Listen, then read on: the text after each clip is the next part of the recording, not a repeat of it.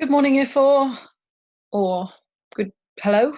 I always assume everybody's doing these videos in the morning, but of course, there's absolutely no reason why you should be. So I'll just say hello. Welcome to Tuesday, the 9th of June. We're continuing our work on letter writing this week. So yesterday, we looked at an informal letter that I had written to my grandma, and you've all had a go at doing one of those for yourself. And today we're going to just look at some formal letters. So today you're not going to do a written letter yourself. We're just going to look at the features of a formal letter and see how they are different. So here was my letter from yesterday. It starts off with my address, the date, and then it goes straight into Dear Grandma. And you'll notice that the language that I used was quite chatty. It was relatively informal. It was almost as though I was actually speaking to my grandma, who obviously I know very well. And then the ending, tons of love. It's all quite relaxed, okay?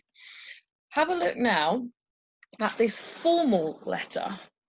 So on the face of it, the layout might not look hugely different.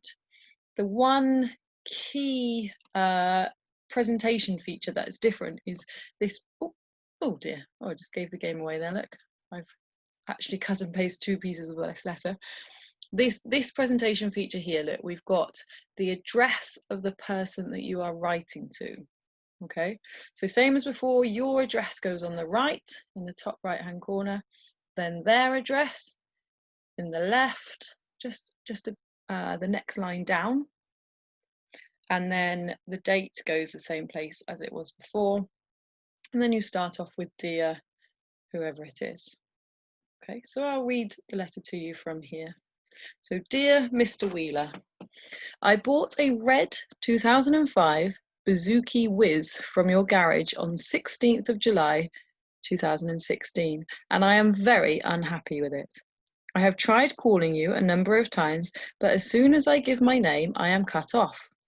I am writing this formal letter of complaint to inform you of the serious issues I have had with this vehicle and what I expect from you as a result.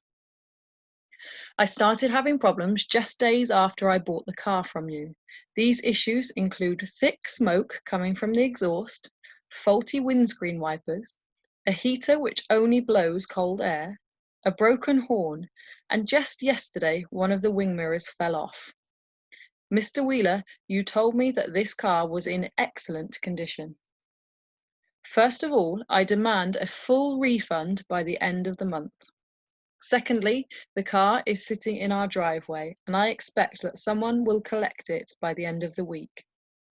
Please be aware that if my expectations are not met, I will be taking the matter further. Yours sincerely, Mr. S. Holmes. Okay, so the tone of the letter is very different. He's being very formal with his language. It's not matey, it's not chatty, it's very formal and it's very direct. So we've spoken already about the layout being different. Oh, I'll just recap that again. Look, we've still got the writer, their address is at the top on the right, the recipient's address is on the left, then the date. The bottom here, we've used yours sincerely, not tons of love. Okay, yours sincerely. And it's important to know the difference between when to use yours sincerely and yours faithfully. Excuse me, I've just changed the order of my lesson there, but yours sincerely you use whenever you know the name of the person that you are writing to. Okay, so in this example, he knows that the man is called Mr. Wheeler, so he's writing yours sincerely. If you do not know the name of the person you're writing to, you use yours faithfully. Okay, so quite often letters start dear sir or madam. Okay, that's because they don't know exactly who the person they are talking to. So if they're talking to a company, okay, writing to a company. Okay, so the letter starts off with this really clear introduction, this introductory paragraph, which he's stating his aims. Okay, I'm writing to let you know that I'm really unhappy okay? And I'm going to include what I want you to do as a result of my upset, okay? He even says, I am writing this formal letter of complaint. There's no mistaking what he wants or why he's writing the letter. In the middle paragraph is where he lists the problems, and then that final paragraph really clearly says exactly what Mr. Holmes wants from the car dealership. Okay, so a formal letter is far more direct and to the point, and almost they can often be pushy, but this type of letter in particular, where you're writing a letter of complaint. Okay, so the formal language is quite noticeably different to my informal letter to my grandma. What I'd like you to do now is just to pause the video and think about, where would each of these sit? Is this formal language or is this informal language? Okay, have a little think about each of these 6 phrases.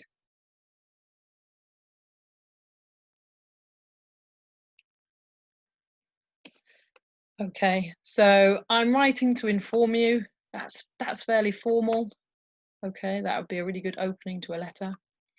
Or I wanted to tell you about. It's a bit more casual. Hey, Granny, this is what happened. I wanted to tell you about it. Okay, far more relaxed. I urge you to reconsider. Okay, quite, well, definitely formal. Okay, can't imagine saying that to my grandma. Instead, I might say something like, what do you think? What do you think about that? Crazy, huh? Or whatever it is. Okay, and then finally you sign off a letter quite differently, either with yours faithfully or yours sincerely in a formal letter, and then you use language like lots of love or tons of love or see you soon in an informal letter. Okay, and that's your lesson for today. Your task is a reading comprehension worksheet. Okay, it's reading comprehension, all about a formal letter. The main sheet is labelled reading comprehension, and then if you're finding that one a bit tricky, use the one that is labelled easier. Okay.